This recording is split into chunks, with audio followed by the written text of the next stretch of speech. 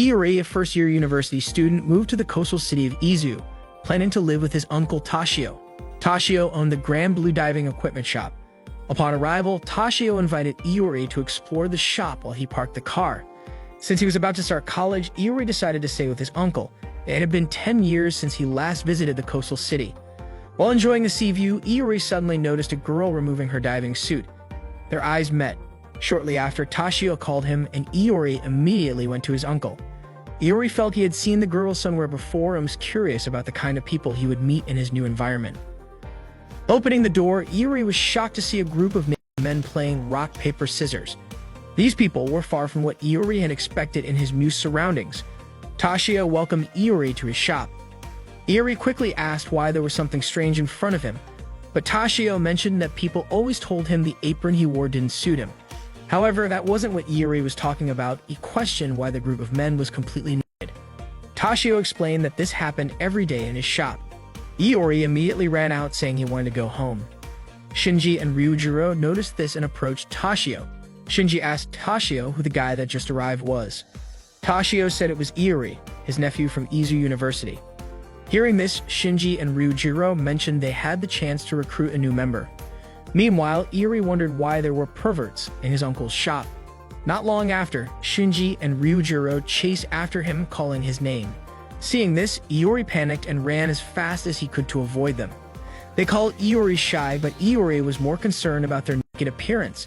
It didn't take long for Shinji and Ryujiro to bring Iori back to the Grand Blue shop. Toshio still thought Iori was just homesick and said he would get used to it over time. Iori admitted he had run away because he was shocked to see everyone partying naked.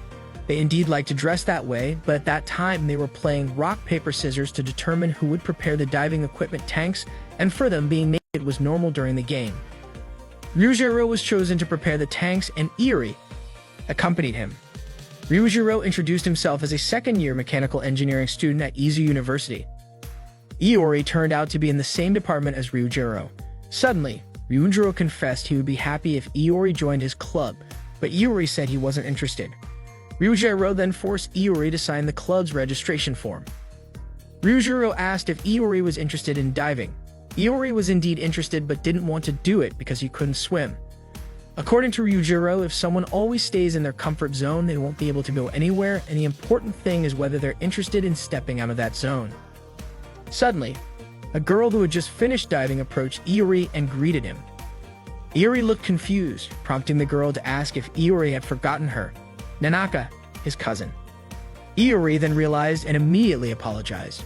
Nanaka understood, considering they hadn't seen each other for 10 years. Nanaka asked if Iori had seen Chiza, expressing that Iori would be surprised at how cute Chiza had become. Nanaka mentioned that she and Chiza had just finished diving. Hearing this, Iori suspected the girl he had met earlier was Chiza. Nanaka asked if Iori was interested in joining Shinji's club. Iori said he wasn't interested, not because he didn't like diving, but because he was a technical school graduate and wanted to keep his distance from the technical school atmosphere. As Iori opened the door to the cafe, he saw a group of men without clothes. Nanaka then told Shinji to keep an eye on Iori. Ryujiro announced that they were holding a welcome party for Iori. Iori immediately stated that he had no intention of joining the club, but Ryujiro told him not to say such things and insisted that Iori always rejected something before even trying it. Iori denied it, but Ryujiro pointed out that Iori often complained about things he had never experienced, just like when he said being naked outdoors was bad even though he had never tried it. Ryujiro urged Iori to drink alcohol and invited him to play rock, paper, scissors while naked to gain some experience. Iori shouted that he had no need for such an experience, but Ryujiro argued that there was no such thing as a useless experience. Shinji also encouraged him to try it, but Iori still refused. No matter how much they tried to persuade him, he refused to be dragged into their insane games. That night, Chiza walked alone, still wondering if the person she had seen earlier was really Iori. Suddenly, memories of her time with Iori 10 years ago resurfaced.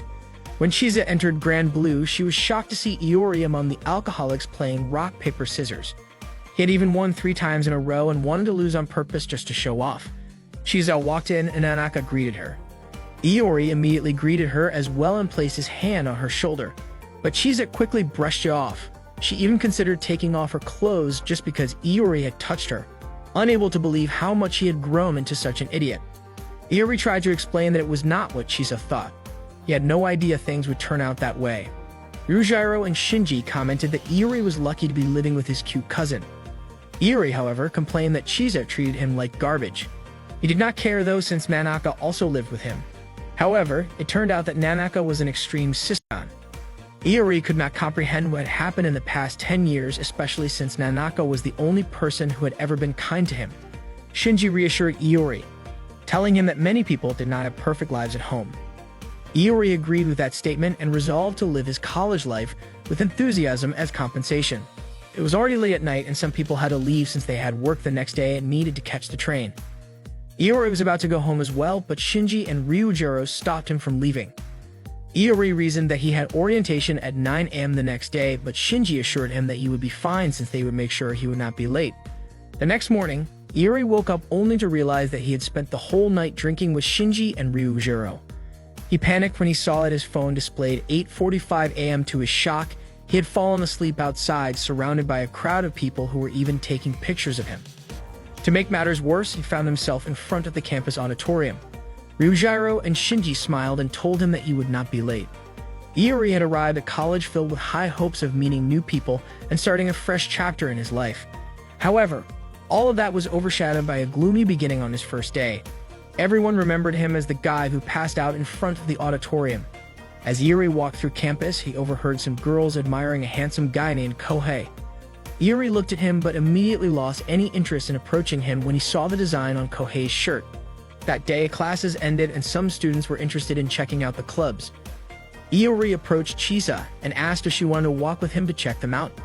Without hesitation, Chisa walked away, reminding him not to talk to her while wearing those clothes. Iori wanted to change clothes but had no idea how to get home. Chisa was about to leave when Iori started following her, asking for directions. Chisa refused, not wanting to be seen walking with half-naked Iori. He then asked Chisa for her clothes. Chisa promptly reported to campus security that a half-naked person was asking her for clothes. Iori shouted that he and Chisa were cousins and should help each other. Chisa asked him not to say that out loud. Iori understood and threatened to tell everyone they lived together if she didn't give him her clothes. Frustrated, Chisa pretended Iori was committing a crime against her, prompting campus security to chase him. Fortunately, Iori managed to hide, still clueless about his wrongdoing. Suddenly, Kohei approached and asked what Iori was doing. Iori explained that the situation was complicated. Kohei offered to help, introduced himself, and asked Iori to explain. Iori said that Chisa wouldn't show him the way home or give him her clothes. Hearing this, Kohei informed campus security about Iori's location, thinking he was stalking and acting indecently. Iori claimed he had reasons, but Kohei ignored him and walked away. Iori then asked Kohei for his clothes, resulting in Iori becoming a fugitive from campus security again. Iori sneaked around looking for someone he knew to ask for help. At that time, there was a club exhibition and Iori hid at the diving club's booth. Nanaka and Ryujiro represented the Peekaboo Diving Club, handing out brochures and recruiting new members. Ryujiro told Iori that the coast was clear. Iori asked Ryujiro to lend him clothes. Ryujiro agreed on the condition that Iori recruited a new member for the diving club. Iori agreed and had a candidate in mind. Kohei was frustrated that there wasn't a club, the harem of high school girls idolizing him. Iori approached and encouraged Kohei not to give up, saying that if he persisted, his dream could come true. That's how the world works. Kohei realized that reality was harsh. Everyone told him he was dreaming and that there were no high school girls on campus, even though he hoped college life would bring his dream to life. Iori said such a place existed. Kohei just hadn't found the door to his dream yet. Iori invited Kohei to join him in opening that door. After joining the diving club, Kohei felt deceived by Iori. However, Iori finally got some clothes after recruiting Kohei. The diving club then started their celebration party. Ryujiro asked Iori what he wanted to drink. Iori requested oolong tea, but Ryujiro gave him vodka mixed with a bit of whiskey. Iori refused to drink it. Shinji wondered why Iori wouldn't drink it, noting that it looked like oolong tea. Ryujiro even showed that the drink could catch fire. Shinji handed Iori a glass of clear liquid that looked like water, but when Iori lit it with a match, it ignited. The diving club members toasted and drank alcohol together, while Iori stepped away and approached Chisa. She attended the event at her father's request and had also joined the diving club. Iori admitted he didn't want to join the club but was promptly dragged by Ryujiro and Shinji to drink with them. Reluctantly, Iori joined them. Shortly after, Kohei offered Iori a drink, but after tasting it, Iori realized it was vodka. Annoyed, Iori slammed his glass down and asked if Kohei was seeking revenge. Kohei said he had no such intention, he was just following their seniors' orders to get others drunk and recruit new members so he would join the club. Iori understood that someone had to make sacrifices and felt responsible for Kohei since he brought him into the club. Iori said he would get drunk alone and that Kohei should stick to drinking oolong tea. Kohei mentioned that Iori had made a beautiful self-sacrifice, but he only realized it was alcohol after taking a sip. Kohei immediately attacked Iori, and they started fighting. Shinji approached them and suggested a laughing contest. The rule was simple: whoever spit out their drink would lose. Iori and Kohei were intrigued by the idea, and all the club members cheered them on. In the first round, Iori had to hold back his laughter while Kohei tried to make him spit out his drink. Kohei attempted to make a ridiculous face, but it did not seem to work. Ryujiro then approached Kohei and advised him to change his strategy. He explained that people tend to laugh when they are supposed to remain serious. Taking his advice, Kohei decided to reveal something unexpected. He admitted that he used to be an otaku. The moment Iori heard this, he immediately spit out his drink.